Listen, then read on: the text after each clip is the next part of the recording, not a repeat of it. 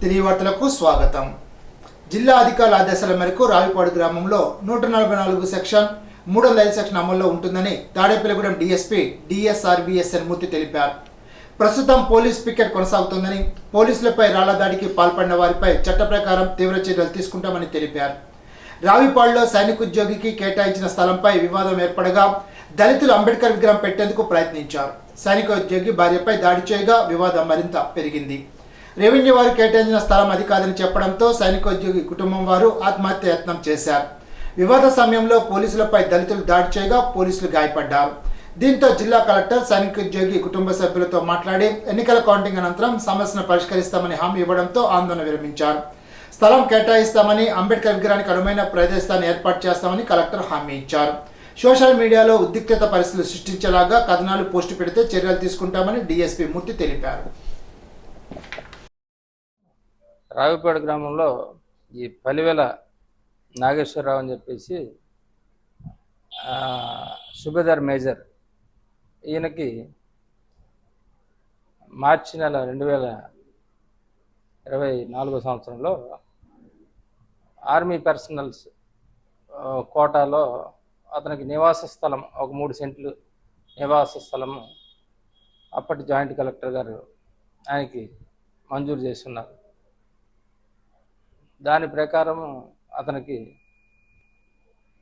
Position certificate అలాగే స్థలం సంబంధించి పట్టా కూడా అతనికి ఇవ్వడం జరిగింది. ఆయన తనకి ప్రభుత్వం కేటాయించిన స్థలంలో ఇల్లు కట్టుకోవడం కోసం అని చెప్పేసి ఆయన ప్రయత్నం చేసి కాస్త పునాదుల లెవెల్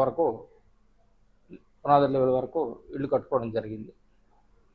అయితే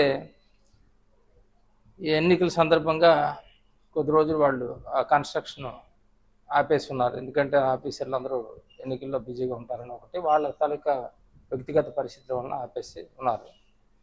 ఈ మధ్యకాలంలో మళ్ళీ 27వ తేదీని మళ్ళీ వాళ్ళు కన్స్ట్రక్షన్ స్టార్ట్ చేయడం కోసం అని చెప్పేసి ప్రయత్నించేసరికి స్థానిక తహసీల్దార్ గారు వాళ్ళకి కేటాయించిన స్థలంలో వాళ్ళు ఇల్లు కట్టుకోవట్లేదు, వేరే స్థలంలో ఇల్లు కడుతున్నారు అని చెప్పేసి వాళ్ళని అక్కడ నిర్మాణం ఆపమని చెప్పేసి చెప్పడం జరిగింది.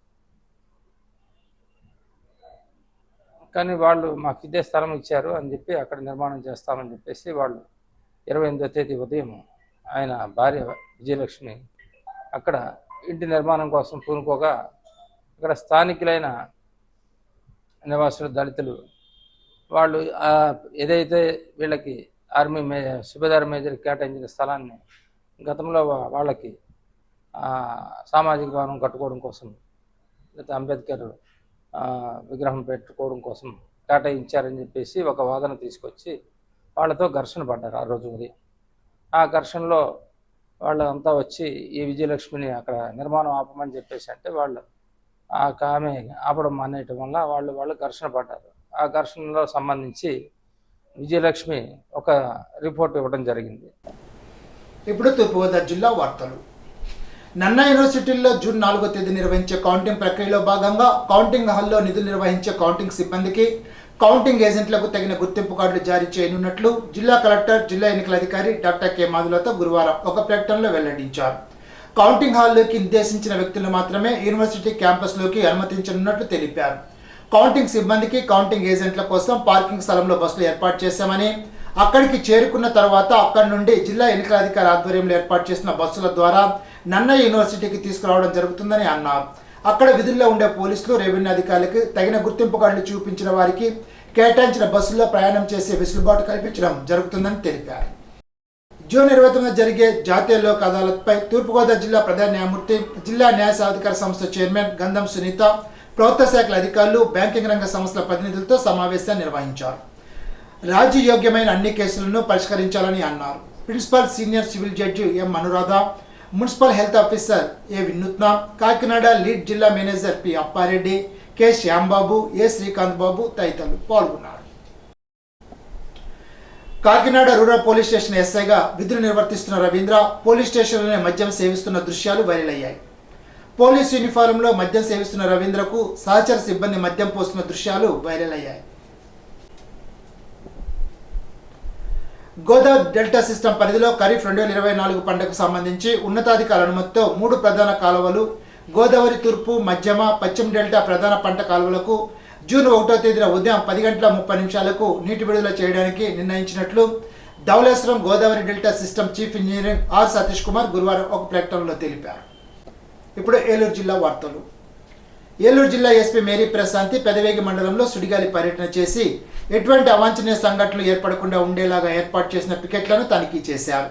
కొప్పులవారిగూడెం పికెట్ వద్ద ఉద్యోగ నిర్వహణ చేస్తున్న సిబ్బందితో మాట్లాడుతూ పోలీస్ అధికారులు గ్రామంలో కొత్త వ్యక్తులు ఎవరూ సంచారం జరగకుండా చూడాలని, ఏదైనా సమస్య ఏర్పడిన వెంటనే పై అధికారులకు తెలియచేయాలని అన్నారు.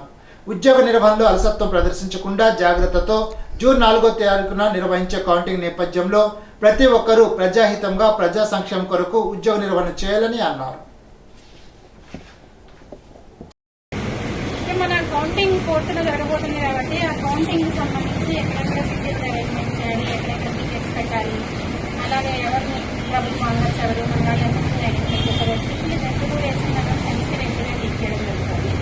దానికి సంబంధించి జూన్ 4న అలాగే పోస్ట్ కౌంటింగ్లో కూడా ఎలాంటి అల్లర్లు జరగకుండా ప్రశాంతంగా జరగడానికి తీసుకోవాల్సిన చర్యలు మన పోలీసుల ప్రిపేర్నెస్ చెక్ చేయడం కోసం వచ్చింది. We're prepared. మన రెగ్యులర్గా కబుల్ మార్కెట్స్ ఐడెంటిఫై చేయడం జరిగింది, సెన్సిటివ్ విలేజెస్ ఐడెంటిఫై చేయడం జరిగింది, అలాగే అకార్డింగ్లీ టికెట్స్ కూడా పోస్ట్ చేయడం జరుగుతుంది.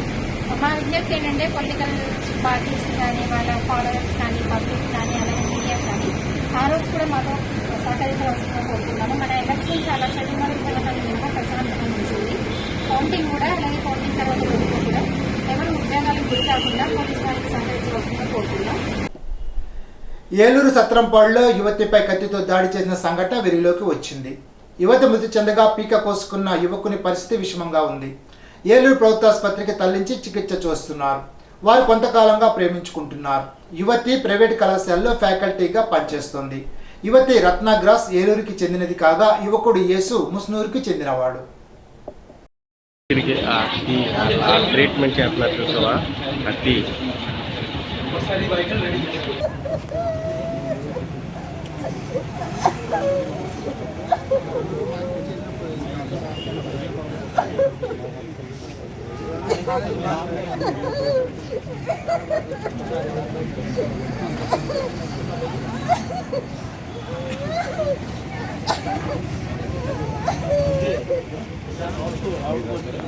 ఈరోజు మధ్యాహ్నం 12:40 ఏలూరు 3 టౌన్ పిఎస్ ఉన్నటువంటి సత్రంపాడు లక్ష్మీ గణపతి టెంపుల్ దగ్గర ఒక యువకుడు రక్త మడుగులో ఉందని చెప్పి సమాచారం మీద ఇక్కడికి వెళ్ళి వెరిఫై చేస్తే యువకుడు కత్తితో నరికినట్లు, అదేవిధంగా అతను కూడా ఆత్మహత్య చేసుకుని కోసుకున్నాడు.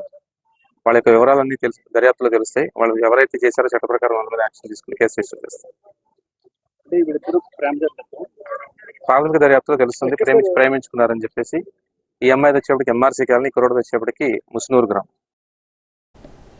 ఈనాటి బంగారు మాట: సమస్యలకు భయపడి పారిపోవడం కాదు, ఎదిరించి నిలబడండి, పోరాడండి.